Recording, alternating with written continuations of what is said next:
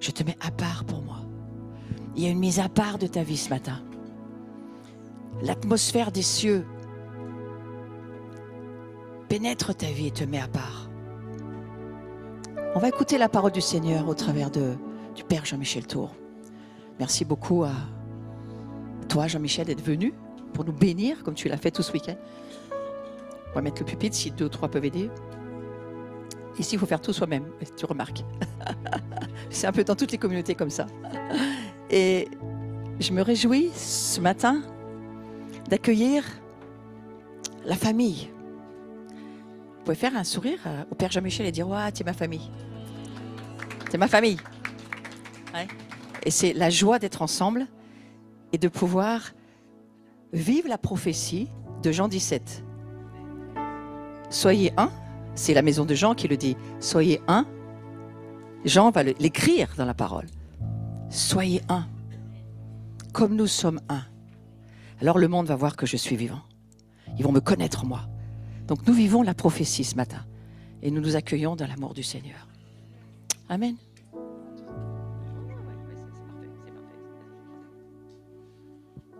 Amen. Oui, moi je me réjouis d'être là, pétard. Parce que j'aime mon église, mais on n'a pas ces chants-là.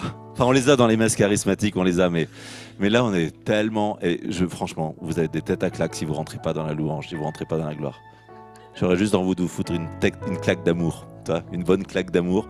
T'enlèves tes lunettes et puis t'as une claque d'amour. Quand vous avez plein de lunettes, vous prenez pas pour vous parce que vous avez des lunettes, mais... Parce qu'en fait, franchement, on est proche quand même de la louange au ciel, quand même. Quand tu chantes « Tu es saint, c'est ce que font... C'est dans quel passage? Où les anges, les séraphins se crient l'un à l'autre « Saint, saint, saint, l'Éternel des armées ». Isaïe 6, toute la terre est remplie de sa gloire. Et le temple se remplit de fumée et les linteaux des portes se mettent à trembler et les portes s'ouvrent et waouh! Ça nous rappelle quoi? Ça nous dit que quand tu es dans l'épreuve, quand tu es enfermé et que tu commences à louer, tu remplis ton atmosphère, tu remplis ton cœur de la fumée et de la gloire de Dieu. Je vais te fumer, dit Dieu. Je vais te fumer. Tu sais, c'est une expression, je vais te fumer, je vais te fumer. Je vais te fumer, ça veut dire je vais te remplir de la gloire de Dieu. On pourrait dire ça, hein. Et je fume. L'année de la mort du roi Osias, je vis le Seigneur assis sur un trône très élevé. Et les pans de sa robe remplissaient le temple. Ça, on est là, on est comme ça. C'est juste que quand on est juste en flagrant délit d'orgueil, on ne voit pas cette réalité-là. On a un truc qui obscurcit nos yeux, c'est notre orgueil. Et il y a des ruptures de musique d'un coup, là, tu me fais pas de rupture, s'il te plaît. Sinon, ça me fait mal au cœur. Et les pans de sa robe remplissaient le temple. Des séraphins se tenaient au-dessus de lui. Ils avaient 6 ailes, 2 dont ils se couvraient la face, 2 dont ils se couvraient les pieds, et 2 dont ils se servaient pour voler. Ils criaient l'un à l'autre et ils disaient « Saint, Saint, Saint est l'Éternel des armées, toute la terre est remplie de sa gloire. » Hey, ils se crient l'un à l'autre, quoi. Noah, viens là. Noah, viens là, s'il te plaît. T'as une gueule de séraphin, donc tu vas venir là. T'as une gueule d'ange, donc lui, de toute façon, c'est Non, mets-toi en face, parce qu'on se crie l'un à l'autre, quoi. Hein, donc on va se crier « Saint, Saint, Saint est l'Éternel des armées. » T'es prêt? Saint, Saint. C'est un cri, ça? T'as jamais été au stade ou quoi? Ok, à un stade, tu vas crier « Saint, Saint, Saint !» Bon, j'enlève. Ah, vas-y, va. 1, 2, 3. Saint, Saint, Saint est l'Éternel des armées. À vous. Gaël, à toi. C'est une amie. Ah, ils criaient. Ils ne sont pas dans une petite louange de bout de bouche, une petite louange. Attends, on va recommencer dans un instant. Taisez-vous. On va recommencer dans un instant. Mais c'est important parce que le cri fait partie de la vie spirituelle. Oh, ça me gonfle, moi, quand on est trop religieux. Et vous, limite. Soyez pas des religieux, hein. On n'est pas que les catholiques qui sont religieux, hein. Et moi, tout à l'heure, on a pris un chant, j'ai vu personne sauter, personne danser, personne... Vous foutez de ma gueule, don't fout you de ma gueule, hein. Qu'est-ce que dit la Bible? moi, j'attends de vous que vous viviez les choses que je ne peux pas vivre dans mon église. Parce que vous êtes des évangéliques libres. Donc dans libre, il y a marqué libre. Moi, je suis catholique. Catholique, latin, romain. Mais je suis quand même libre. Je fais des messes charismatiques, je mets des lasers dans l'église, je fais ce que je veux. En respectant ma liturgie. J'écoute l'Esprit de Dieu. Qui m'a donné un ingé son, un ingé lumière, 100 000 € de matos qui sont en permanence mis gratuitement à disposition. Dieu veut, donc je fais ça. Et Dieu veut. Des messes hors normes. À la CSE, on avait un plafond de laser. Les gens, ils mettaient les mains. J'ai dit, mettez les mains dans le laser. Plongez dans la gloire de Dieu. Vous savez, ça faisait comme à la télé, une espèce de show comme ça. Bon, évidemment, il y a quelques vieux religieux qui ont râlé, qui m'ont écrit en disant, vous transformez l'église en boîte de nuit. Mais je m'en fous. C'est justement parce qu'il n'y a pas de la boîte de nuit dans l'église que les gens ils vont dans la boîte de nuit de l'enfer. Si on commençait un peu à réaliser les choses, tu vois, la lumière, la musique, tout ça c'est au service de Dieu. Quand c'est pas au service de Dieu, c'est au service du diable. Quand le cri, il n'est pas au service de Dieu, il est au service d'un ballon. Tu vois? Ouais, ici, à Toulon, avec le RCT, le rugby, voilà. Parce que le cri fait partie de l'expérience. Oui, merci Noah. Le mec, il est là, il y en a pour longtemps, le gars là. Donc vous là, la Bible dit, poussez des cris de joie. Yeah! Jason, c'était pas un cri, ça, t'as juste levé la tête là. Poussez un cri de joie. Yeah! Ok, voilà. Il y en a, ils confondent le cri et le sourire. Et la Bible dit encore, levez les mains vers Dieu et bénissez le Seigneur. Voilà. Bondissez de joie. Oh, tu sais quoi, on va reprendre celui qu'on a pris tout à l'heure, là. C'était quoi, celui qu'on a pris trop courtement? Non, le premier, c'était long. Non, pas le premier. Le troisième chant que tu as pris. Cet amour. Mais tu vas le prendre plus rapide en tempo. Cet amour qui peut l'aider. Et toi, tu vas en rythmique bien, ok? Et moi, je vais vous voir danser. Parce que le psaume dit, et vous êtes mes chéris du cœur de Dieu, vous êtes mes mon cœur. Et vous appliquez la parole de Dieu. Et la parole de Dieu dit, ton amour me fait danser de joie. Amen. Et nous, on a vécu et on vit dans le cœur de Dieu depuis 3 jours. Hein. Alors du coup, on va chanter, ton amour me fait danser de joie. Juste un instant, c'est pas le message, mais c'est pourtant le message aujourd'hui, il est waouh. Il est mouvant, hein. C'est comme l'Esprit de Dieu. Il va où il veut et je mets quand même une pause, hein, parce que je vais pas me faire... 3 heures après.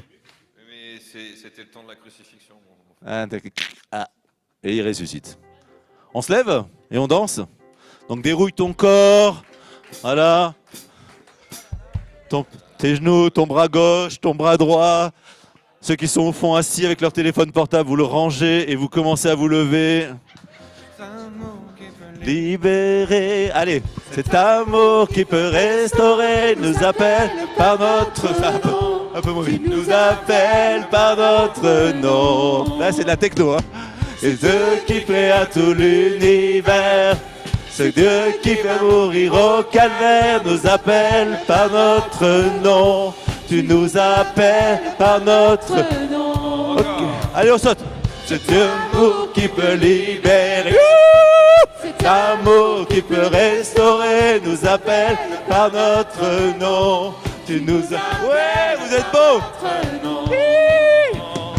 Ce Dieu qui créa tout l'univers, ce Dieu qui vient mourir au calvaire nous appelle par notre nom. Tu nous appelles par notre nom. Allez, on danse.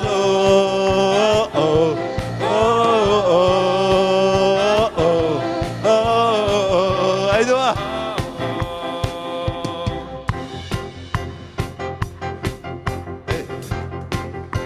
Cet amour, cet amour qui peut libérer. À vous. Cet amour qui peut restaurer nous appelle par notre nom. Tu nous appelles par notre nom. Ce Dieu qui créa tout l'univers, ce Dieu qui vient mourir au calvaire nous appelle par notre nom. Tu nous appelles par notre nom. Non, non, non, non, non, non, non, non. La voix de ta voix, tu nous nous appelles. Et levez les mains. De ta voix, tu nous appelles à la croix. De ta voix, tu nous appelles à la croix. De ta voix, tu nous appelles à la croix. De ta voix, tu nous appelles à la croix. Cet amour qui peut libérer, cet amour qui peut restaurer, nous appelle par notre nom. Allez, au retour. C'est un Dieu qui a tout l'univers.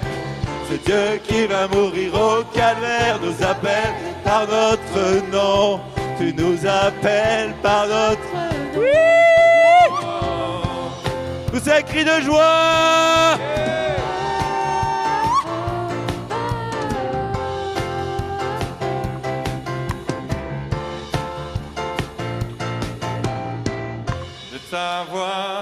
De ta voix, tu nous appelles à la croix. De ta voix, tu nous appelles à la croix. Acclamez le Seigneur. Wouh. Allez, asseyez-vous. Ça fait du bien, non? Vous avez foutu un coup de pied au derche à la vieille. Vous savez ce que c'est la vieille? C'est votre nature humaine qui ne veut pas se convertir. Oh là!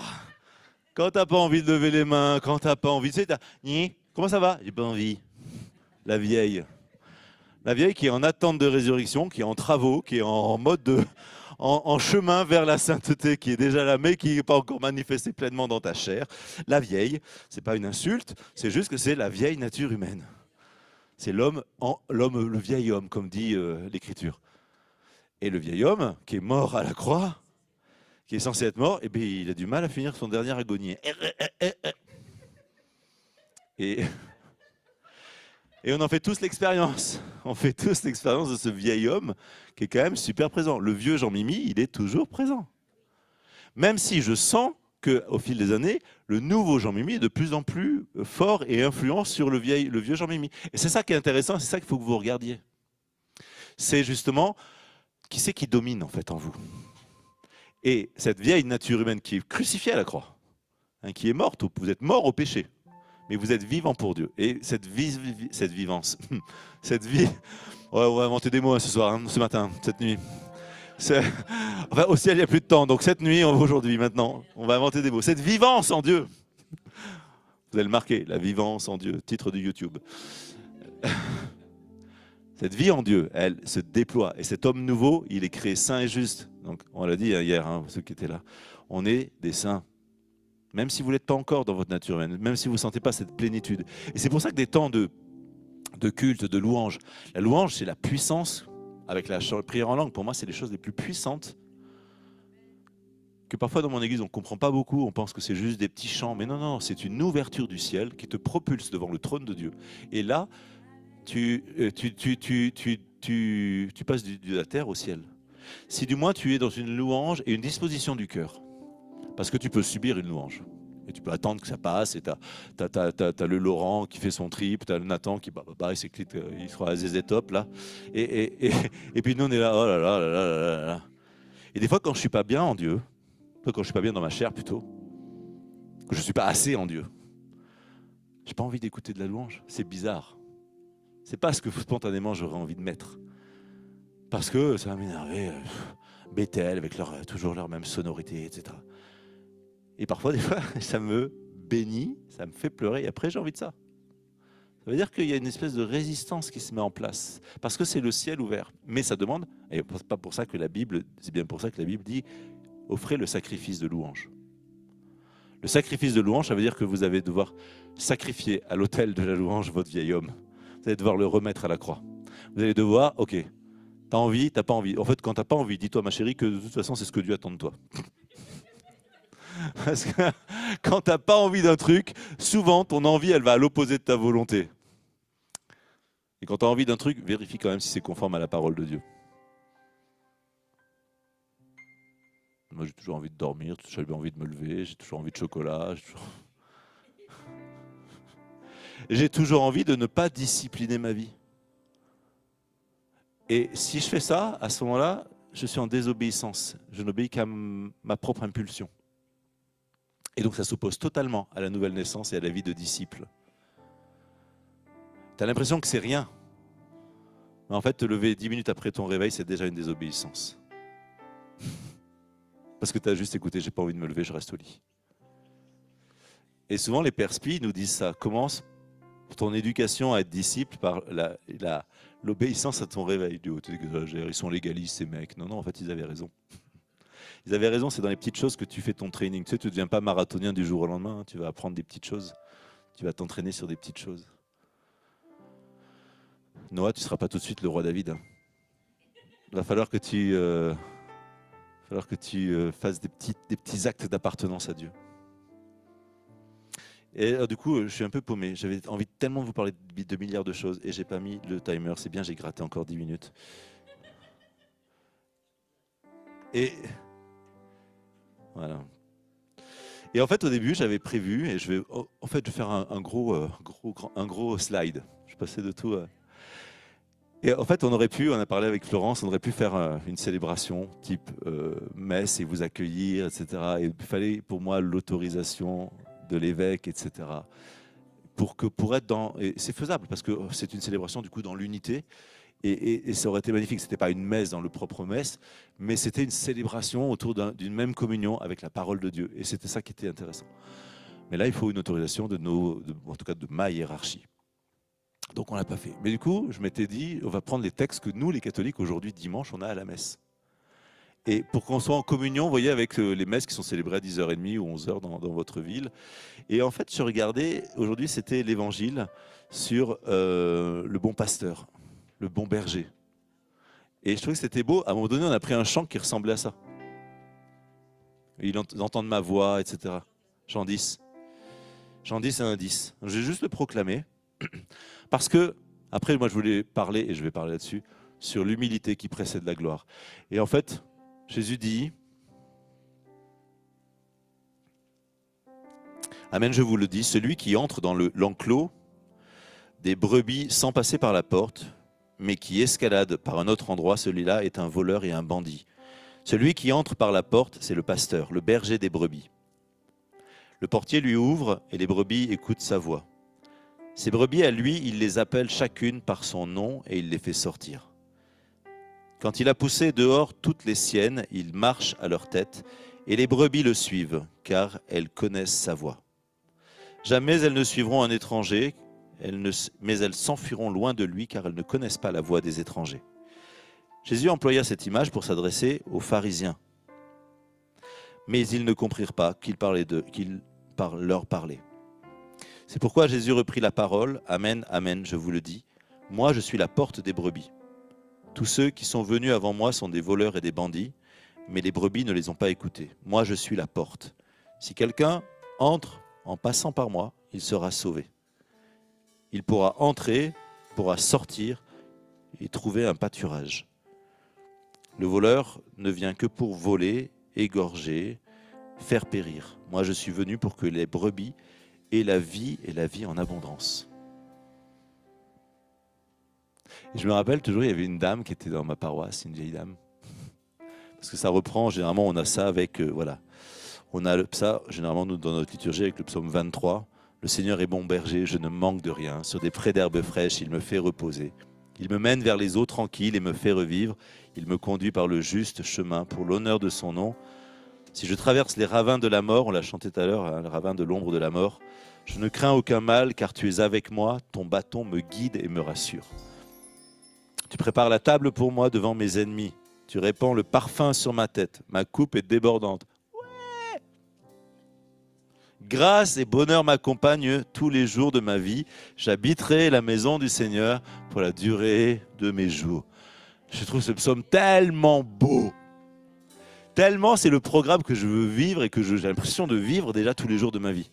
À la fois dans un accomplissement, parce que par la foi tu prends ces réalités-là, et en même temps dans un avenir, parce que c'est toujours un accomplissement. Dieu va t'amener toujours plus loin. Dieu va t'amener toujours, quand il dit Moi, ça me comble de joie. Avec celui qui a expérimenté la présence et l'onction de Dieu, quand il lit, tu répands le parfum sur ma tête, ma coupe est débordante.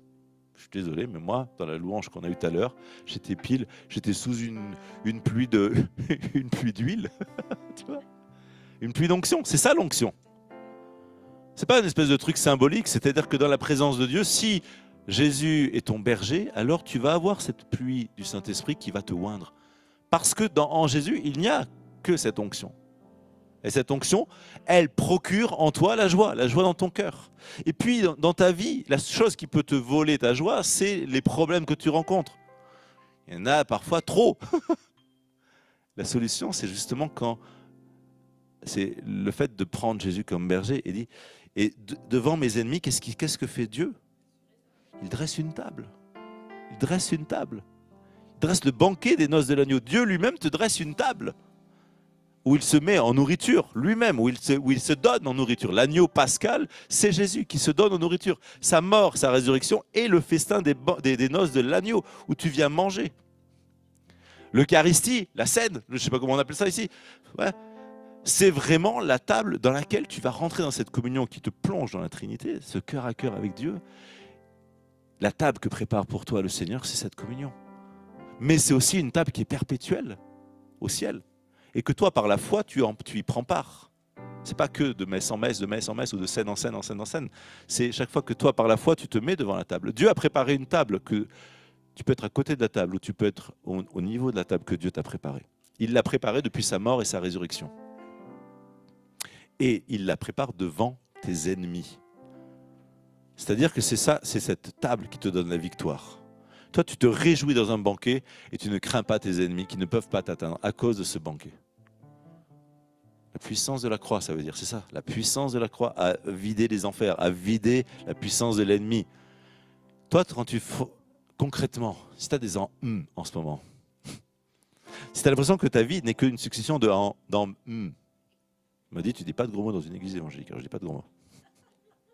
À Gagnères, on les compte. 1, 2. Donc non. Ça a des ennuis, mais tu vois, qui te pourrissent la vie. Hey, déclare. C'est pas normal que tu affrontes des comme un païen. C'est pas normal. C'est pas normal dans l'ordre de Dieu. C'est pas normal par rapport à ce que Jésus a fait à la croix. Je vous le dis et je me le dis en même temps. Des fois, je me donne un coup de pied au derche parce que j'affronte. Et c'est fort quand même au niveau émotionnel quand tu as des ennuis. C'est fort au niveau mental, c'est fort au niveau de ton angoisse, c'est fort au niveau des soucis que ça peut générer, c'est fort au niveau de ton émotivité. En plus, tu te sens seul généralement quand tu as des embêtes comme ça, parce que personne te suit. Et tu n'as pas envie d'en parler. Donc ça t'isole. Et là, c'est là que tu dois te rappeler que tu es une brebis du bon berger. Un troupeau. Et d'abord que tu es un troupeau, ouais, que tu as des frères et sœurs. Et là, tu vérifies la charité de tes frères et sœurs. C'est là où tu vois que tu ne peux pas être chrétien tout seul. Une brebis toute seule, il y a le loup qui saute dessus. Hein. Mais ce qui est bon, c'est que Jésus dit, je vous envoie comme des agneaux au milieu des loups. Ah, j'adore. Pas comme un agneau au milieu des loups, comme des agneaux au milieu des loups. Donc il y a bien le peuple, il y a bien le troupeau. Hein. Mais il est avec nous, tu ne crains aucun mal, parce que le berger est là. Et donc le loup, il voit le berger. Si par contre tu n'as pas mis ta vie dans le Christ, si parfois tu ne mets pas ta confiance dans le Christ, quand tu es confronté, c'est facile de mettre sa confiance quand on est en prédication ou quand on est, en église après une belle louange, mais quand tu es seul chez toi et quand tu es face à ton... Là, c'est concret, là. Là, tu es un peu dans l'expérience de la croix, là, quand même. Là, tu es dans une expérience douloureuse, c'est dans ce sens-là que moi j'appelle ça la croix. Et que tu as une invitation à traverser ce moment-là en disant comment tu le traverses. Dans l'affliction, dans la râlerie intérieure, quelles sont les pensées qui vont être des malédictions ou des bénédictions? Parce que tes pensées sont des paroles. Et donc tu peux penser, j'y arriverai pas, ton bac, j'y arriverai pas, j'ai pas le temps de réviser. Si, bien évidemment. Ou au contraire de dire, Seigneur, tu es avec moi, tu bénis mon intelligence et je te rends grâce pour le succès de mon truc. Et ça change complètement la donne.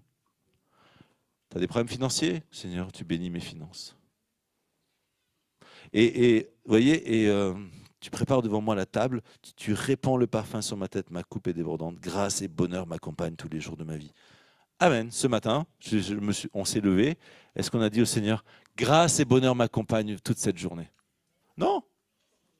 Pas au réveil, on l'a dit là. Moi, j'essaye le matin, j'ai un peu de mal à me lever. Je me lève. Mais entre le moment où j'allume et que mes yeux, voilà, c'est le moment de la bénédiction puage de gueule. J'ouvre la bouche, je suis seul, je suis célibataire, donc je m'en fous, et mon chien il est un peu loin. Puis elle aussi, elle pue du bec le matin. Donc... Et je dis, Seigneur, merci pour cette journée. Tu es vraiment dans l'arrachement de ta nuit de sommeil. Merci Seigneur pour cette journée. Je reçois l'abondance de ta grâce et le don de ta justice. Et merci pour ton esprit. Je t'aime Seigneur. Et je me lève et je vais prendre ma douche. Mais ça m'a permis de me réveiller, de mes yeux se mettre à jour au niveau du jour. et je trouve ça hyper important de commencer sa journée en redisant que cette journée, elle est belle. Elle est sous la grâce de Dieu. Elle est pas, on ne vit pas, et Dieu ne veut pas qu'on vive notre vie hors du Christ. Et c'est là où il y a de l'orgueil. Et c'est là où je voulais parler de l'humilité qui précède la gloire, parce qu'il y a une humilité à accepter d'être une brebis. Et donc la paroissienne dont je vous parlais il y a quelques heures, quelques minutes avant toutes les digressions, c'était une femme, on faisait les obsèques, on était dans l'équipe d'obsèques, et la plupart des temps, les gens prennent le psaume 23 aux obsèques. Parce que si je traverse le ravin de la mort, je ne crains aucun mal. J'aimais bien ta petite musique. J'aime bien, ça me fait flotter comme Aladdin. Ok, non. Ah, ça y est, il me le fait. Et donc, elle ne supportait pas cette phrase de Seigneur est mon berger. Elle dit, mais je ne suis pas une brebis, moi, je ne suis pas un mouton. Je dis, mais pense à ce que ça veut dire. Il les appelle par son nom. Il t'appelle toujours par ton nom. Il connaît ton cœur, il connaît tes souffrances, il connaît tes joies, il connaît tes rêves, tes désirs, il te met même des désirs que tu n'avais pas avant. Hein? 10 points. Ah oui, ça, c'est. Je ne sais pas si on a le droit, c'est pas si c'est. Moi, je suis fan de bière. J'ai un copain, mon sonorisateur. Mon sonorisateur, il est fan. Voilà, mon sonorisateur qui fait les messes charismatiques. Et Brice, qui est un super ami, il m'a initié aux bières triples. Donc des bières qui sont un peu fortes, style 8, 9, 10, des vraies bières, quoi. Et il y en a une qui est bonne, et particulièrement. Donc je lui disais, j'aime bien les bières de ce type-là, pour l'after, après les réunions qu'on a eues. Et je dis, moi j'aime bien style la Pédieu. Pédieu, c'est une bière de 10,5. Bon voilà, je dis ça comme ça. Elle me dit, moi je sais pas ce que j'ai acheté, je dois avoir des bières quelque part. Et elle a acheté toutes les bières, elle a pris plein de trucs, et puis elle va dans son frigo et elle voit qu'il y a une bière qui s'appelait je sais plus quoi et 10,5. La triple, 10,5. Triple de Prophétie Trinité et 10,5. Ben voilà, Dieu, d'un coup, il sait ça, il m'envoie en mission là, et pour moi c'est un tout petit signe. Vous allez dire, mais non, quand il voit des signes partout, elle ne connaît rien, mais elle a acheté une bière 10,5 et juste avant je lui disais 10,5. Je dis, Dieu il savait. Dieu il sait, Dieu il t'accompagne dans les petites choses. Dieu il sait que tu veux une Lamborghini. Bon, il ne veut pas te la donner, mais c'est pas grave. Mais Dieu, moi, je voulais pas d'Harley, il m'a donné une Harley. Mais qu'est-ce que tu veux que je te dise? C'est pas ça l'essentiel. Ce qui est important, c'est il sait ce qu'il y a dans ton cœur. Moi, ce que je veux vous dire, c'est que il fait grâce aux humbles. Et l'humilité, justement, c'est ce qu'il y a de... Et vous voyez, moi je crois, et c'était ça le but, il reste 20 minutes, j'ai été marqué par cette prophétie de... Je ne suis pas très à suivre les prophètes, à chercher les prophètes sur Internet. J'aime bien, moi, la parole de Dieu, je prêche la parole de Dieu. Je crois effectivement qu'on va vers un réveil, et je le crois vraiment profondément. Des temps, je le crois à cause aussi de tout ce qu'on traverse et de la déversation. Ça n'existe toujours pas. Le déversement de toutes les idéologies qu'on traverse actuellement, de toute la déconstruction des repères qu'il y a aujourd'hui dans la société, avec les genders, il faut être gender fluide, il faut être woke, il faut être machin, il faut être anti... Waouh! Tu dis, c'est la société. Et tu vois, on commence à être confrontés dans la pastorale, des gamins qui disent je suis un mec, après des gamins qui disent non, aujourd'hui je suis une fille. Ça commence à venir dans l'éducation, c'est que ça va vachement vite à l'imprégnation, et après ça amène à des suicides. Parce que du coup, quand tu ne sais plus qui tu es... et que tu as erré dans un sens, dans un autre, et dans un sens et dans un autre à un moment donné, et que tu n'es plus rien en fait, et que tu te rends compte que tu n'es plus rien, que tu supportes plus le visage que tu as. Je vois ces filles qui sont des fois là, sur ma place, on a plein de bars. Là où j'habite, on a 10 bars. Donc c'est la place où il y a tous les jeunes qui viennent. C'est super sympa pour dormir en été. Tu as les concerts jusqu'à 1h du matin, tout le temps. Mais tu vois des fois les rassemblements de jeunes qu'il y a là, tu dis waouh! Surtout les filles. Les filles sont hyper attaquées. Plus que les mecs à la limite, je trouve. Les filles elles sont elles sont toutes dans le gender fluide, elles sont plutôt parties vers le queer et le lesbien. Elles sont avec des grosses bottes, des machins. Et à la Gay Pride, à Toulon, il n'y avait que des filles de 15-16 ans qui étaient dans ce style-là. Je dis, waouh, ces filles-là, mais elles sont complètement, waouh. Normal, la femme, c'est la vie, la femme, elle enfante, la femme, il y a un côté beau dans la femme, c'est magnifique. Et ce féminisme pour élever la femme, elle détruit la femme en vérité. Il y a un truc, si c'est sur Internet, je vais me faire tuer, mais c'est pas grave. Et donc, je crois en ces réveils, je crois parce que c'est comme une espèce de... Ouais, on peut cette partie-là, je crois vraiment que Dieu permet que la France, qui est quand même, et cette Europe, descende au fond pour pouvoir crier à lui. Je le crois. Et vous savez, nous, on doit être dans cette vision-là et pas dans cette affliction. Je ne suis pas un espèce de mec analyse sociologique, je m'en moque ça. Ce que je me dis, c'est qu'au contraire, pour moi, c'est un signal qu'il y a quelque chose parce que Dieu aime et Dieu est fidèle. Et Dieu, il ne laissera pas.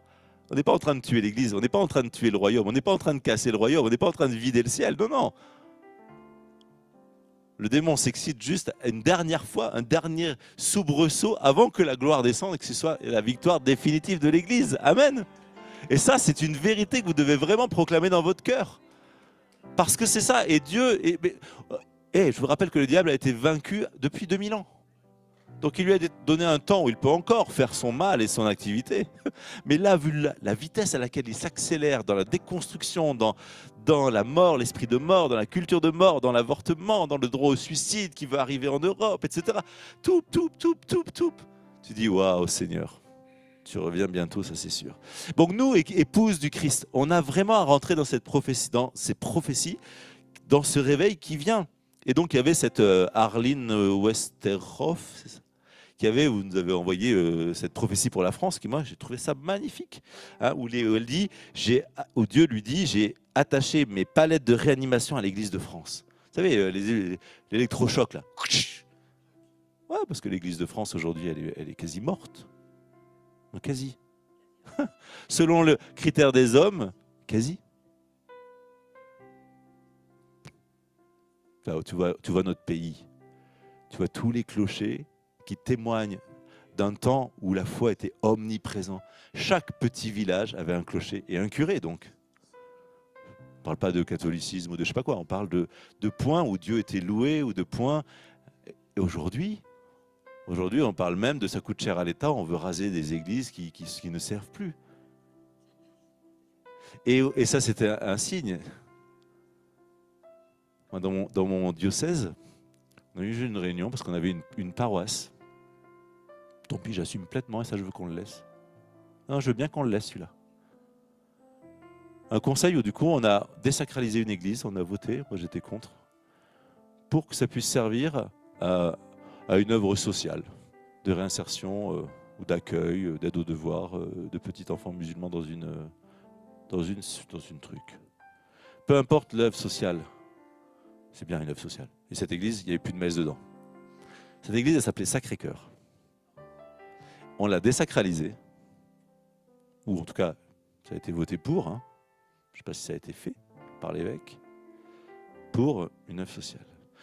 Mais moi, je leur ai dit, vous voyez le geste prophétique que vous êtes en train de poser là quand même, de désacraliser une église pour... Vous avez une idée de pas de futur, quoi.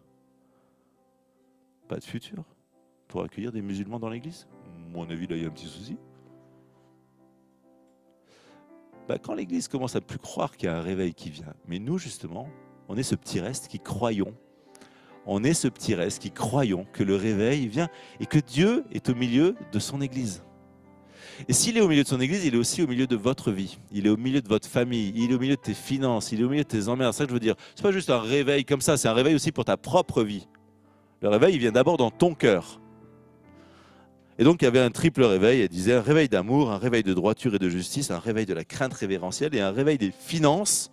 Ouais, il y avait plein de descriptions qui sont hyper enthousiasmantes avec cette brisure de cet esprit de pauvreté sur l'Église qui a été accueillie.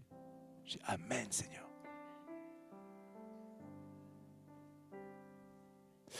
Et du coup, on voit aussi que ce réveil vient à cause des combats qu'on vit. Et Dieu purifie son épouse. En ce moment, Dieu a vraiment purifié son épouse. Nous, on a fait les frais bien. Avec toutes ces affaires de machin. Et de l'autre côté aussi. Je crois qu'il n'y a aucune église qui échappe à tous ces scandales. Ok, c'est hyper douloureux. Mais on voit qu'il y a un esprit de vérité qui est à l'œuvre parce que Dieu prépare son église pour les temps qui viennent où il ne faut plus qu'il y ait ces problèmes cachés. Il faut une église qui soit réajustée à son plan parce qu'elle doit être efficace et que rien, tu sais, c'est comme si tu curtes un tuyau pour que l'eau passe bien quand tu auras besoin d'un gros débit à travers le tuyau. Et l'église a été purifiée et elle est encore en phase de purification, mais je prie Dieu qu'on sorte parce que j'en ai un peu ras-le-bol de ça, mais c'est en vue, vous voyez, de ce réveil qui vient.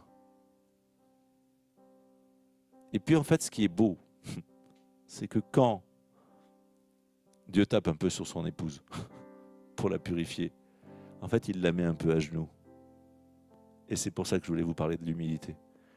Parce qu'on ne peut pas accueillir le réveil de gloire, on ne peut pas accueillir cette nouvelle révélation de Dieu.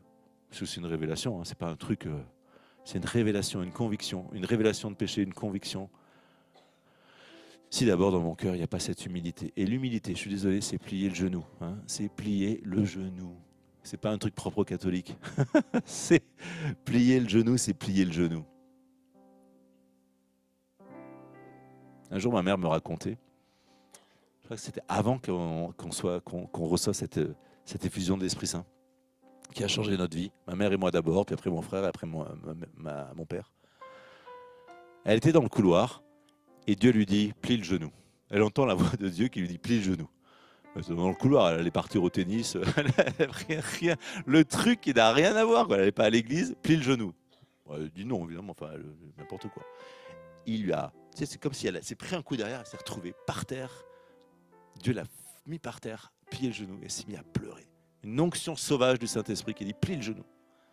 Et après, elle a eu toute cette conversion grâce au renouveau charismatique, cette nouvelle naissance dans l'Esprit Saint. Et après, elle a eu ce ministère avec ces jeunes, mais incroyable. Elle était catéchiste et les gamins faisaient des pétitions pour l'avoir d'une année sur l'autre, tellement elle transpirait l'amour de Dieu, alors que tous les autres catéchismes, plus personne n'allait au caté. Donc les jalousies des bonnes sœurs, les jalousies des autres, etc. Parce qu'elle avait 6e, 5e, 4e, 3e, elle les prenait tous, puisque plus personne ne voulait la lâcher. Parce qu'elle leur parlait de Dieu, parce qu'elle leur apprenait la louange, parce qu'elle leur faisait avoir des visions. Elle les éduquait au charisme, mais les gamins... Ça a l'air d'être facile pour eux d'avoir des visions, des signes, des trucs. Elle a même eu une résurrection des morts. Un jour, une petite fille, enfin une 6e ou 5e, elle était musulmane. Et elle était là. Et elle vient, elle était en pleurs, elle est dans son cours de caté, elle dit « Qu'est-ce qui t'arrive ?» Et son papa venait de mourir. Et...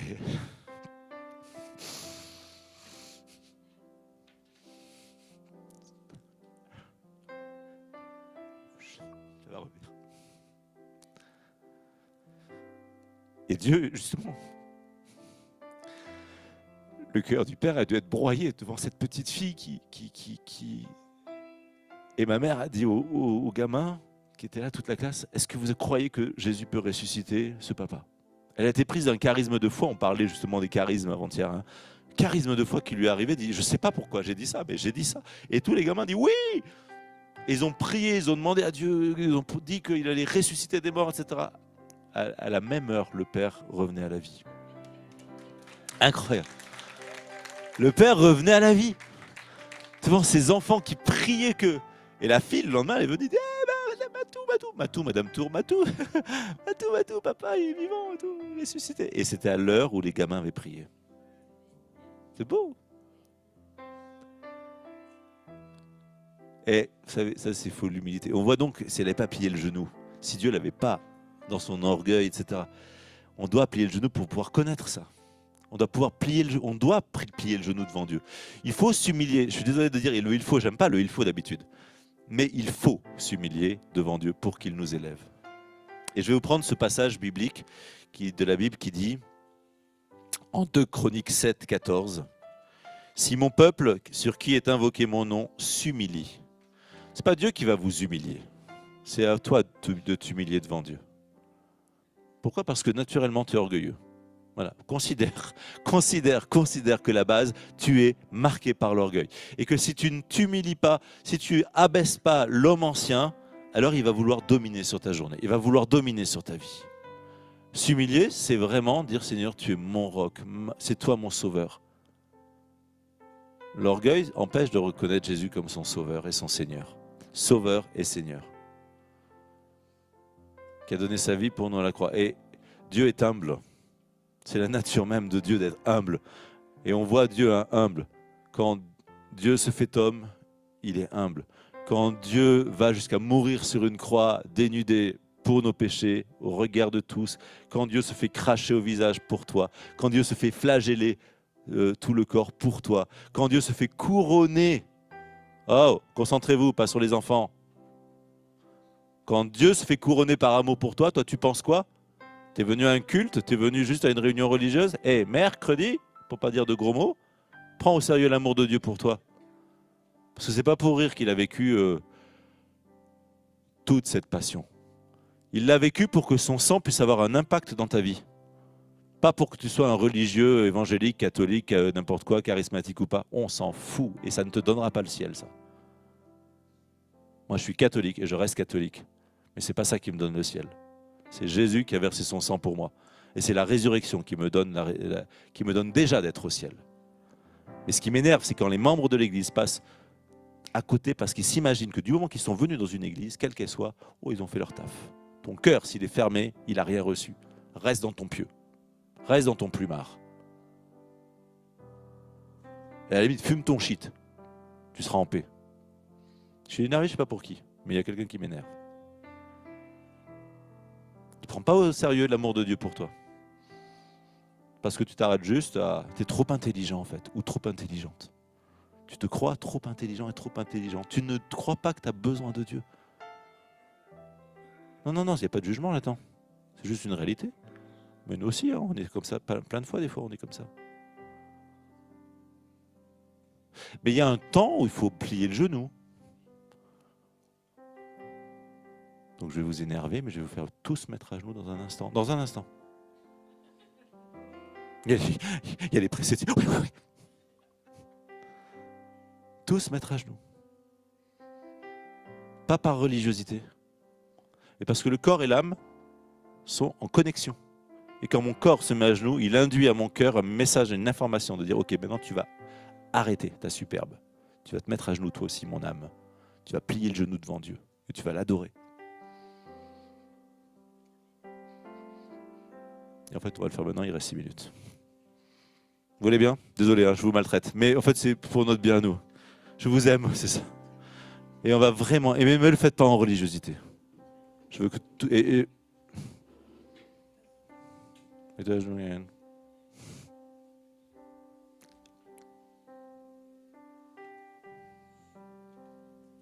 C'est être à genoux, c'est vraiment... Ok, accepter de dire Seigneur, peu importe mon passé et comment je gère mon présent aujourd'hui, mais maintenant, je te demande d'agir dans ma vie. Et commencez à parler à Dieu. Jésus dit, déposez sur moi vos fardeaux. Et commencez à déposer vos fardeaux. Je relis, continuez à prier, vous de manière, fermez vos yeux, vivez votre truc. Si mon peuple s'humilie, prie et cherche ma face, et s'il se détourne de ses mauvaises voies, je l'exaucerai des cieux, je pardonnerai ses péchés, je guérirai son pays. Aux humbles, Dieu accorde sa grâce.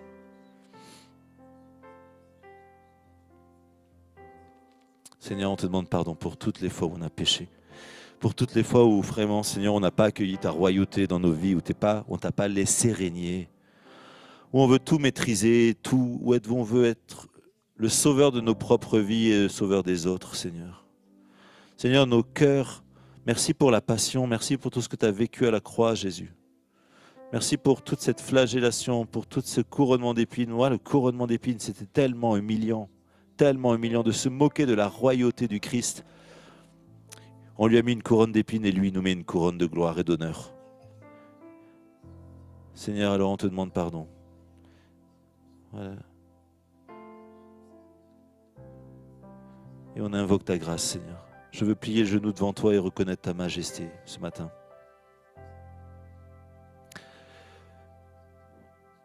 Je veux t'ouvrir mon cœur ce matin en vérité. Je veux te laisser entrer dans les zones les plus profondes de ma souffrance ce matin. Je veux vraiment te demander de venir répandre ton sang au plus profond de mon cœur.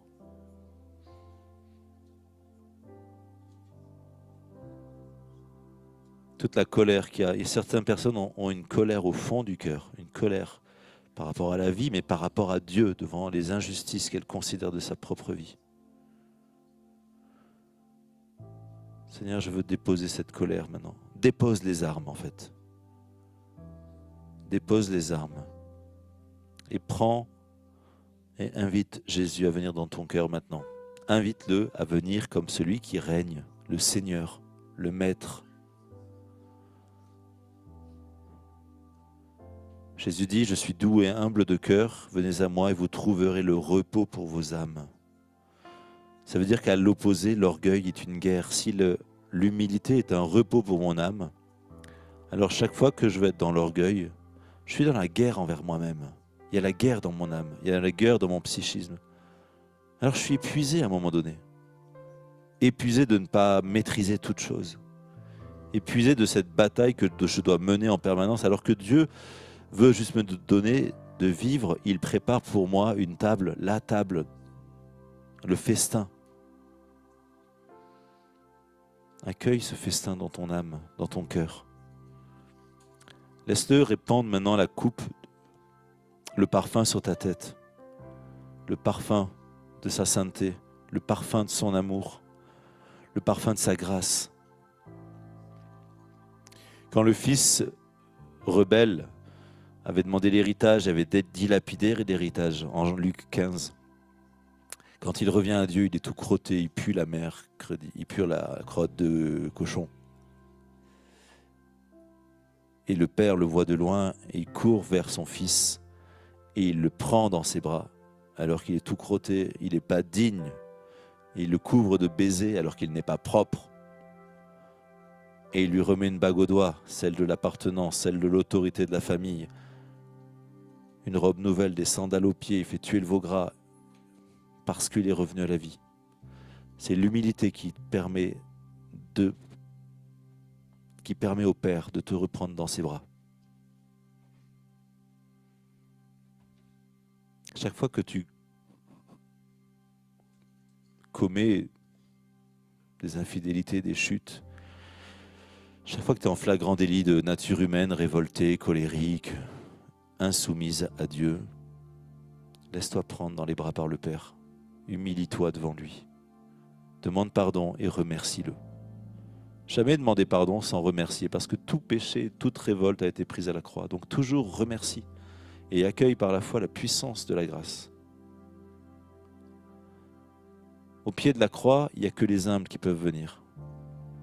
Marie, Jean, l'autre Marie, et ce centurion qui a vu le cœur de Jésus transpercé, qui accueille la révélation. Cet homme était le Fils de Dieu. Il n'y a que le larron qui dit « Accueille-moi dans ton royaume, souviens-toi de moi. Aujourd'hui, avec moi, tu seras dans le royaume. » Il n'y a que les humbles qui arrachent la grâce, le salut. Alors Seigneur, on veut s'humilier devant toi ce matin et te remercier pour ton amour qui coule maintenant sur nous et la consolation dans vos cœurs et la force parce qu'il rend fort les faibles. Il fait tomber les orgueilleux et il élève les humbles. Alors Seigneur, on veut vraiment que notre cœur soit purifié maintenant pour accueillir ce renouveau dans nos cœurs, ce renouveau dans notre vie. Parce que tu as fait ça aujourd'hui, il y a une promesse de renouveau dans ta vie. Une promesse d'abondance dans ton cœur et une promesse d'abondance dans tes combats, dans tes finances, dans ta famille. Reste toujours fixé sur Jésus. Demeure dans son amour. Garde-le dans ton cœur. Sois humble pour accueillir dans ton cœur tout cet amour. Considère-toi comme une outre qui a besoin d'être remplie tous les jours de cet amour de Dieu. Un psaume dit, « Rassasie-nous de ton amour, ô mon Dieu, que nous passions nos jours dans la joie et les chants. » Si Dieu ne te rassasie pas de son amour, waouh,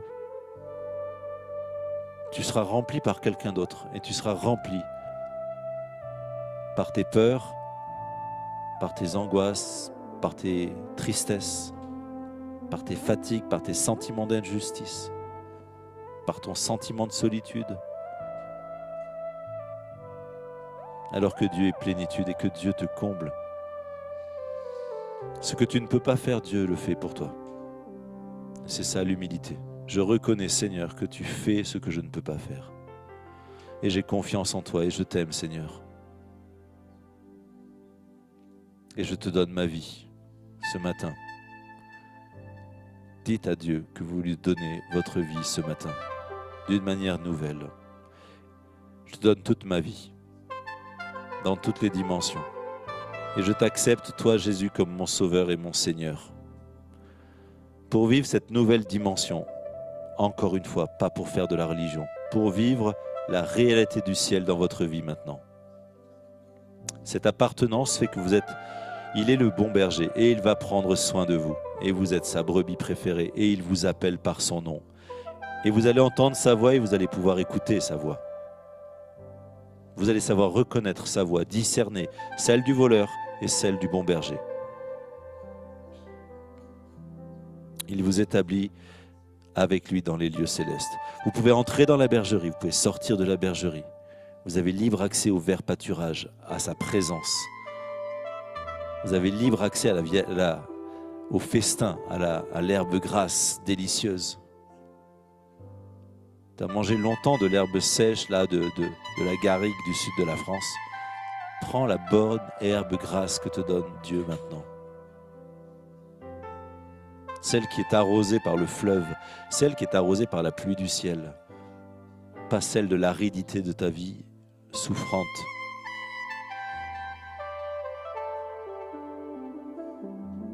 Il y a une promesse d'abondance, prends-le par la foi.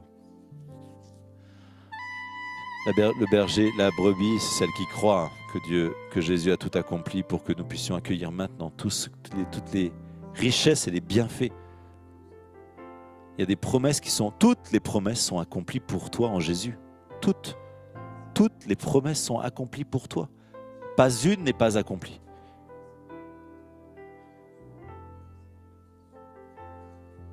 Alors cesse d'être incrédule, sois croyant.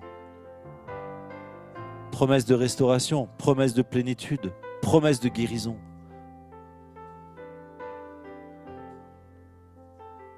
Promesse de prospérité spirituelle et matérielle pour que tu fasses du bien autour de toi.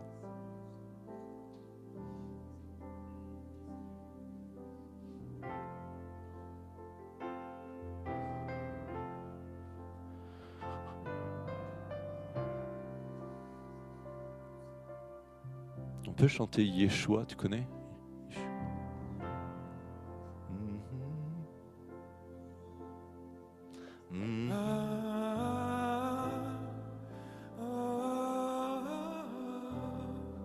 Et murmurer ce nom qui guérit.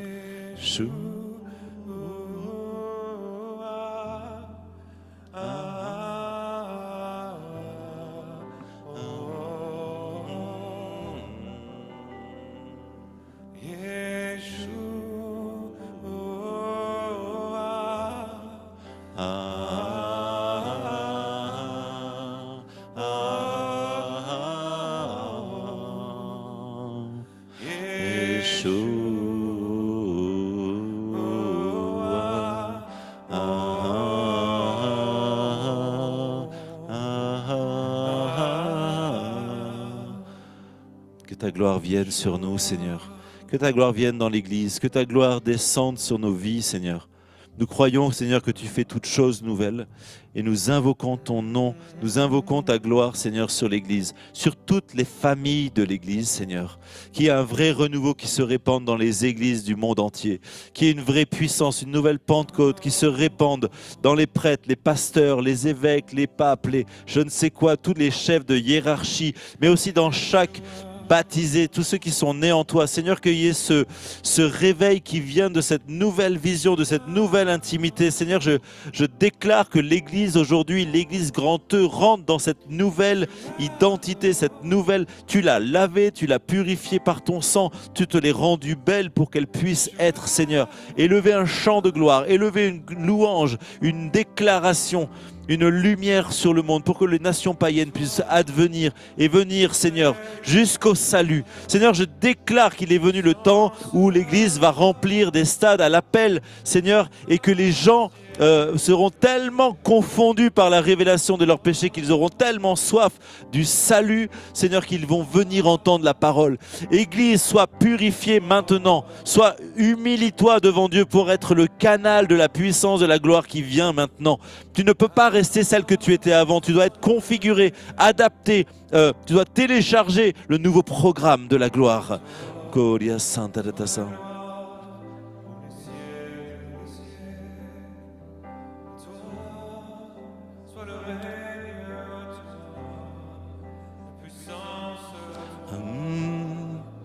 On peut chanter la gloire à toi, la gloire en se relevant.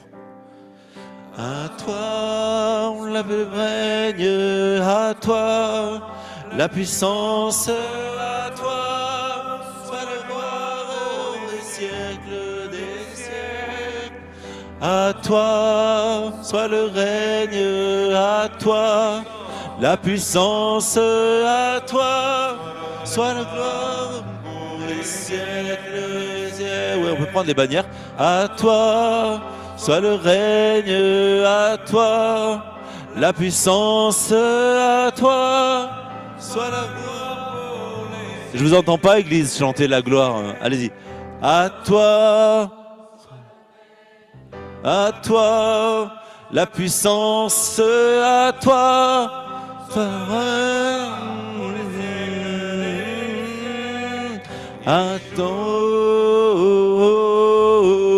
Ah, les bannières, venez là, les bannières.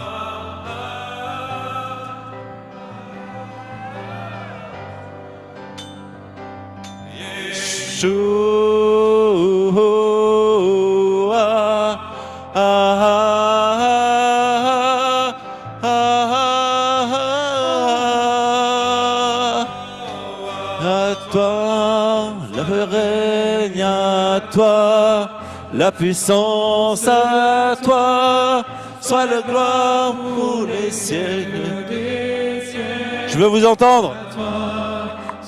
Règne à toi, la puissance à toi, soit la gloire pour les siècles des siècles.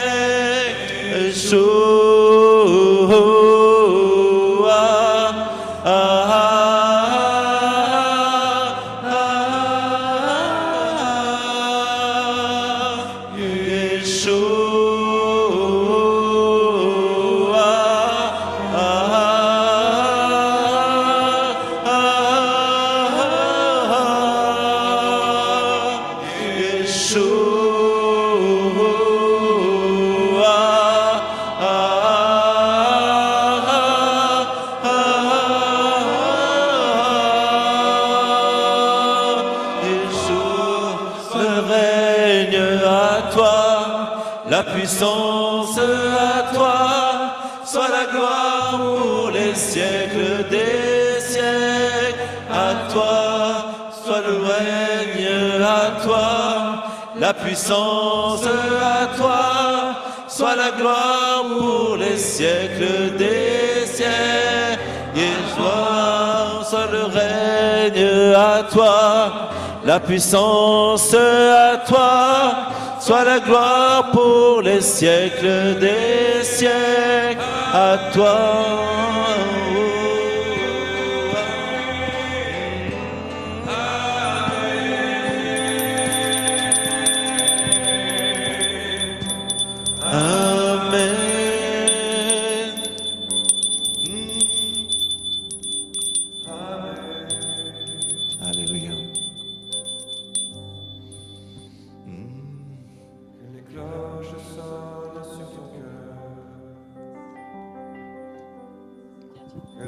l'appel divin du Seigneur pénètre jusqu'à la moelle de ton corps. Pour vibrer ensemble, nous sommes son trésor. À lui soit la gloire, à lui soit le règne, à lui la puissance, à jamais. À lui soit le règne, à lui la puissance, à lui soit la gloire, à jamais. À lui soit le règne, à lui la puissance, à lui soit la gloire, à jamais. À lui soit le règne, à lui la puissance. Levez les mains, oui, levez les mains vers Dieu.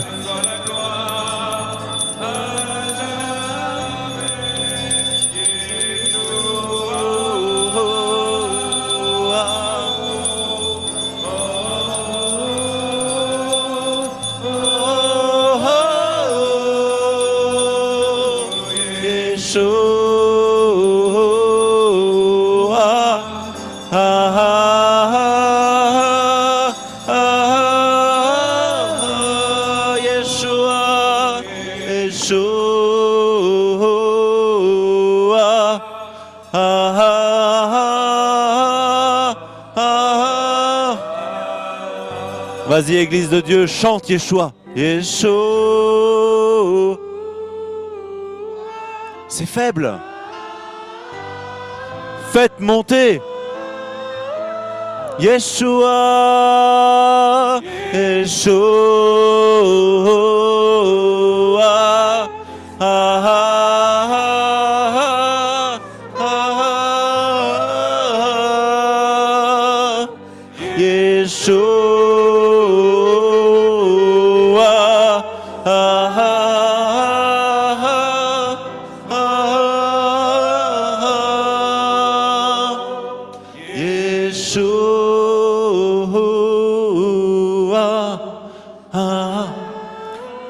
Quand vous chantez ça pas seulement pour vous. Vous chantez ça pour la région de Saint-Étienne. Vous chantez ça pour la France. Vous chantez ça pour l'Europe. Vous invoquez le nom de Jésus sur la ville. Vous invoquez le nom de Jésus. Vous invoquez son règne. Levez les mains. Vous invoquez. Vous amenez la puissance. Allez-y. Le nom Yeshua est une bénédiction. Le nom Yeshua est une bénédiction. Le nom Yeshua est une guérison. Que le nom de Jésus soit invoqué sur les nations. Que le nom de Jésus, plongez dans les lieux célestes avec vos bras. Plongez, plongez haut.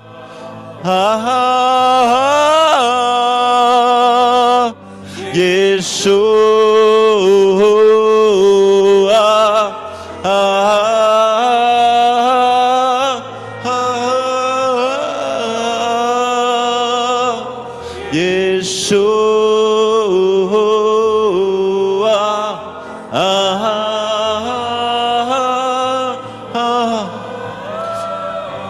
Invoquez-le sur vos familles, invoquez-le sur vos travails. Oh, en la puissance en toi. Sois la gloire pour les siècles des siècles. À toi, soit le règne à toi, la puissance à toi, soit la gloire pour les siècles des siècles. Merci Seigneur. C'est bien, bon et fidèle serviteur. Entre dans la joie de ton maître. Je vous invite à vous asseoir.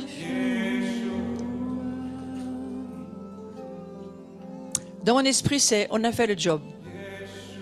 Tu as bien fait le job. Tu comprends? Il y a un vrai ciel. Il y a des vrais lieux célestes. Il y a des vrais lieux dans les cieux. Il y a des vrais endroits, des réalités spirituelles, invisibles, réelles, plus vraies que ce que tu vois ici. Et pour ça, il faut la foi pour le voir. Et ce matin, si tu marches par la foi, tu as vu tout ce qui s'est passé. Tout ce que Dieu a fait ce matin. Dieu est extrêmement têtu, vous savez ça? est beaucoup plus têtu que toi. Et dans son amour, il lâche pas les choses. Il change pas ses plans et il varie pas. Il a décidé qu'il changerait pas. Même pas sa nature d'amour. Et ce matin, je bénis Dieu pour ce qu'on vit. Dis à ton voisin, reviens la prochaine fois, c'était bien. Reviens dans la présence de Dieu, c'est ça que ça veut dire. Reviens dans le lieu où Dieu se trouve. Ne va pas dans les endroits où Dieu n'est pas là, mais va là où il est. Ça, c'est bien. Merci beaucoup, Père Jean-Michel Tour.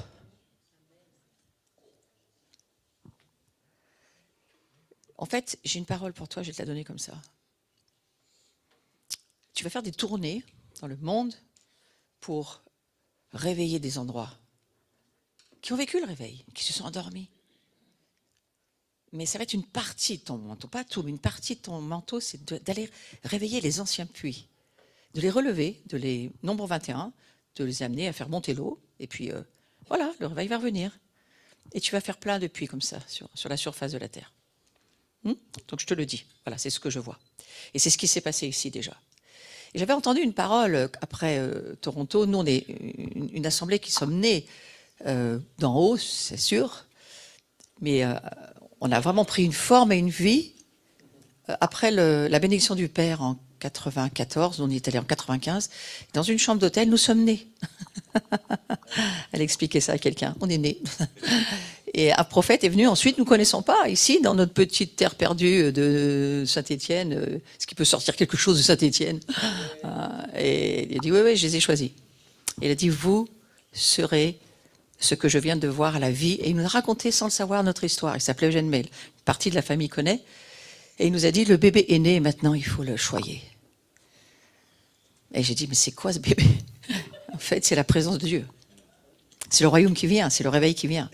Et nous, on a combattu pendant 20 ans. On a fait des routes dans le monde. On était beaucoup plus dans le monde que dans ce lieu-là, bien souvent.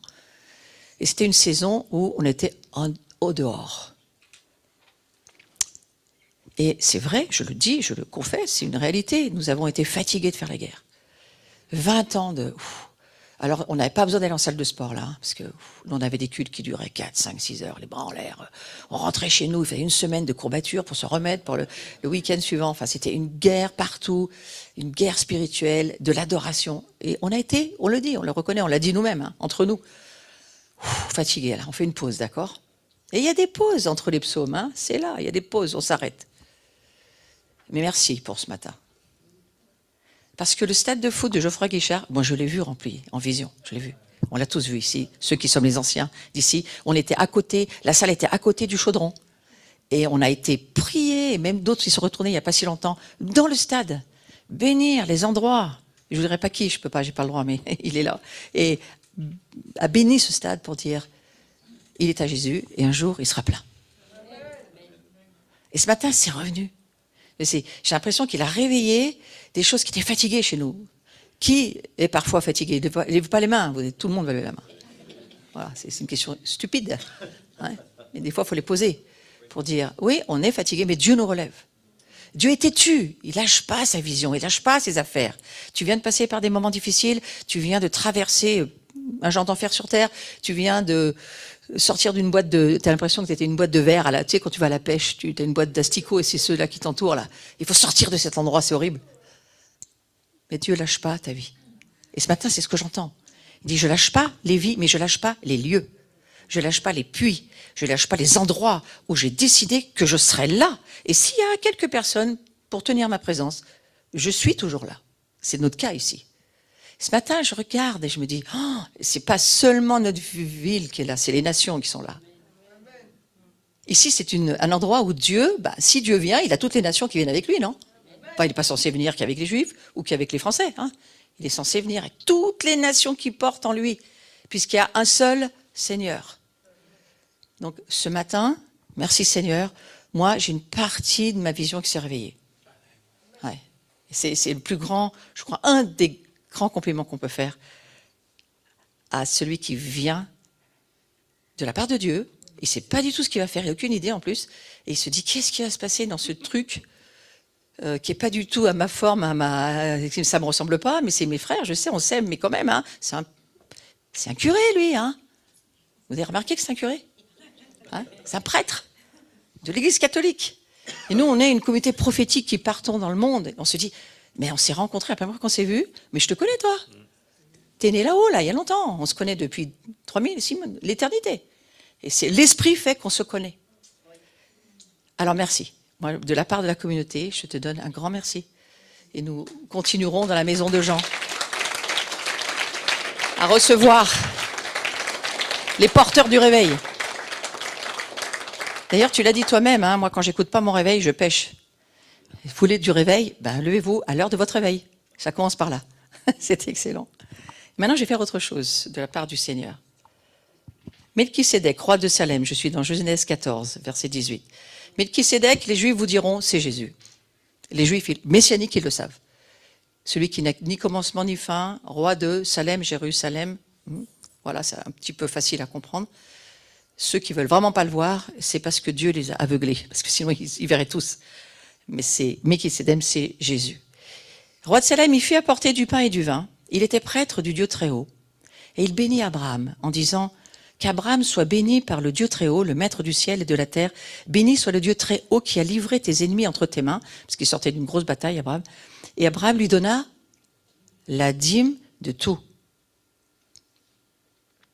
Quand ce texte est venu dans mon esprit il y a beaucoup d'années, et que j'ai lu un certain nombre d'écrits sur cette histoire d'offrande, on fait quoi dans l'église? Comment ça se passe dans le royaume de Dieu?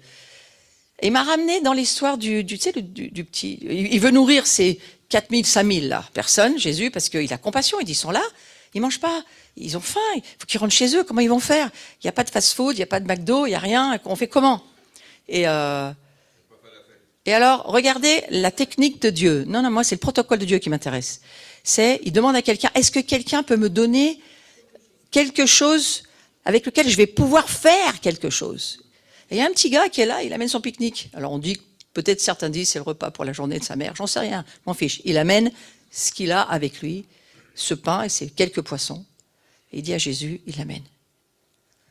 Et Jésus, c'est tout ce dont il avait besoin. Et ensuite, il va multiplier. Et c'est ce qu'on va faire. On va amener à Jésus ce qu'on a dans notre porte-monnaie, humblement. Le porte-monnaie s'est plié tout à l'heure avec vous. Donc maintenant, il n'est plus dans l'orgueil, votre porte-monnaie, il est plié. Ouais. J'ai vu plein de porte-monnaies se plier tout à l'heure. Moi, le mien, il y a longtemps qu'il est plié. Hein. Mais plus je le plie, plus je suis béni, plus Dieu me bénit.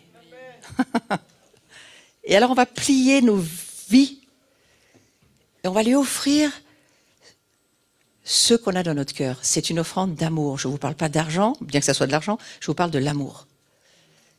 Mais j'aimerais, vous savez, je fais un peu partie de ce mouvement qui dit, quand je mets une semence, j'aime bien savoir, est-ce que je peux un peu dire la semence que j'aimerais mettre dans l'offrande? Et certains vous diront, oui, bien sûr, tu peux demander, tu peux dire à Dieu des choses. Moi, ce matin, je veux semer dans l'amour entre les frères et pour le réveil de notre nation. Je veux que cette semence-là, elle me rapporte. Alors la bourse au ciel, il y en a une, hein. Vous la connaissez peut-être pas, mais il y en a une. Ici, ce n'est que le reflet de ce qu'il y a en haut, tordu, inique, mais quand même. Hein. Donc il y a une bourse dans les cieux, ça s'appelle pas Wall Street, hein, on est d'accord, mais il y a une bourse céleste avec laquelle Dieu dit, ils vont participer à mon gouvernement, je ne veux pas le faire sans eux. Donc nos finances participent aussi au gouvernement de Dieu. Donc ce matin, tu peux être décideur de dire, tiens, moi je vais investir dans certains portefeuilles. Vous avez le portefeuille du transfert, de l'onction, ça marche très bien aussi. Hein. Je ne suis pas en train de faire du commerce, je suis en train de vous dire, vous pouvez mettre un sens à votre semence. Parce que celui qui sème peu, il moissonne. Celui qui sème beaucoup, il moissonne. Donc semer beaucoup, c'est mieux. Hein. Et considérez que Dieu vous fait partenaire avec lui de son économie. Vous m'entendez? Restez concentrés là. Dès qu'on parle de francs, ouais, tu le sais toi. Chez nous, non, ils sont attentifs. On est une assemblée bénie, une assemblée qui sait, qui connaît, mais je veux le redire pour ceux qui l'ont jamais entendu. Que Dieu veut nous faire partenaires de son gouvernement économique, pas seulement spirituel, social, économique. Et que l'économie, c'est nous qui décidons. Donc on éviterait beaucoup de prières, de bénédictions de personnes qui ne le seront pas parce qu'elles n'ont jamais rien donné. Donc donnez une semence de ce qu'il y a dans votre porte-monnaie, de votre travail, de votre amour, de votre labeur, de votre transpiration. Si vous lisez les écrits de comment David a ramené la présence de Dieu sur le mont Morija, et ce que ça lui a coûté en bestiole, en sang, en transpiration, nous, on n'a rien donné encore. Hein. Lisez les textes de 1 Samuel. Et la présence de Dieu, on la ramène aussi parce qu'on fait un effort pour participer avec Dieu. Donc c'est le but de ce que je vous dis. Aujourd'hui, on veut bénir Dieu, on veut bénir le royaume de Dieu, on veut bénir les visions qu'il nous a données, et on veut pouvoir voir ici un pôle qui va travailler avec toute la famille de Dieu. Et on veut libérer et élever les intercesseurs, mais aussi voir le réveil. Amen. Donc c'est le but ce matin de l'offrande qui va être faite. On a une minuscule petite boîte, normalement on a une autre qui doit être quelque part. On va la faire passer. Et moi je vous demande juste de donner avec votre cœur. Mais que le Seigneur, aujourd'hui, vous donnez pas à l'abri, vous donnez pas à Jean-Michel Tour, vous donnez pas, vous donnez à Melchisédek. Vous donnez à Dieu. Et ensuite, faites confiance que les finances seront distribuées avec la sagesse de Dieu. Et priez-le si vous n'êtes pas sûr. Mais c'est notre travail en tant qu'administrateur du royaume de Dieu. Seigneur, je te remercie. Waouh, quelle bénédiction aujourd'hui. De participer à la moisson. De participer à la moisson des nations. De participer aussi aux affaires du ciel sur la terre. Et gouverne-nous, Seigneur Jésus. Celui qui donne, on donnera encore. Celui qui donne pas, qui n'a pas, on retirera même ce qu'il a. Pourquoi? Parce que Dieu a donné son Fils. Il a donné Jésus, il ne pouvait rien donner de plus que lui-même. Il s'est donné lui-même. Waouh. Et moi je me dis, Seigneur, merci de nous donner l'honneur de participer à ton royaume. Ceux qui êtes en ligne, vous avez le QR code qui passe, vous avez toutes les infos sur le bandeau, vous pouvez aller sur le site de l'abri et vous donner directement par PayPal, par virement, comme vous voulez, vous êtes libre. Mais que le Seigneur aujourd'hui soit béni et glorifié au travers de ce que nous lui apportons. Ne le faites pas en grinçant des dents ou par obligation, faites rien, c'est mieux. Attendez que vous soyez convaincus. La Bible est très claire, donne avec joie. Il y a de la joie à donner. Beaucoup plus qu'à recevoir. Merci Seigneur. Merci parce que tu nous donnes ta vie ce matin. J'aurais rêvé d'avoir une table de la communion immense. On soit tous autour. Je donne mes rêves à Dieu. Vous savez que le plus grand des rêveurs, c'est Dieu quand même. Hein, mais il nous file quelques-uns de ses rêves. Hein, et donc ce rêve pour moi, c'est ce jour vient. Ce jour vient, ça commence avec le CEDER. Ce jour vient où une table sera possible dans la famille du Seigneur et où nous communierons ensemble. On va essayer de le faire sur la next time, la prochaine fois. Mais dans ton cœur, sois autour de cette table. Ce pain, ce vin, amené par Abraham, pour qu'un jour on puisse dire, nous sommes tous fils d'Abraham en Yeshua. C'est juste merveilleux. Et sens-toi accueilli à cette table ce matin, même si on ne va pas faire la communion, parce que ce n'est pas possible pour l'instant pour notre famille catholique, et on respecte les autorités, il faut le faire. Mais on a le droit de rêver. On a le droit de rêver. Et le rêve, ça vient. C'est obligé que ça vienne. De toute façon, il y en aura un obligatoire, c'est quand Jésus revient, parce qu'il n'y a pas 3 tables là, il n'y en a qu'une. Donc voilà, c'est Jésus, il va faire ses affaires, j'ai aucune idée. Mais préparez vos cœurs à y être à la table là, parce que le jour où Jésus revient, il n'y a qu'une table. Alors, toutes les familles de la terre, vous entendez ça? Moi, j'y suis déjà, j'ai déjà le numéro de mon nom, tout ça, et mon coussin. Et l'autre là qui lui demande, alors mes fils, ils vont bien être à ta droite, à ta gauche? Et Jésus dit, non, non, c'est pas comme ça que ça a marché. Mais soyez bénis ce matin pour cette magnifique célébration. Et on va terminer avec quelques annonces, juste parce qu'on aimerait vous revoir. Pour ceux qui êtes de passage, on aimerait vraiment vous revoir. On a une grande maison de gens, donc c'est un peu ce qu'on vient de vivre ce week-end, mais alors en beaucoup plus nombreux, où il y aura Carlos Payan, Myriam Aguila, une femme magnifique, une femme de Dieu, magnifique, dans le monde, la famille catholique aussi, mais qui lève des cénacles. Moi, je suis allée parler avec ces femmes, France profonde. On s'est rencontrés avec ces femmes des cénacles, des femmes en feu qui en veulent elles aussi. Il n'y a pas d'ailleurs, il n'y a pas que des catholiques dans les cénacles, il y a un peu tout le monde maintenant. Mais c'est bien, voilà. Et il y aura aussi Jean Rouir, qui a écrit de nombreux ouvrages sur la maison de Jean. C'est pour ça qu'on va sur la maison de Jean dans cette conférence du mois de juillet, 14, 15, 16, 17, non 14, 15, 16. C'est là? Oui, très bien, c'est là.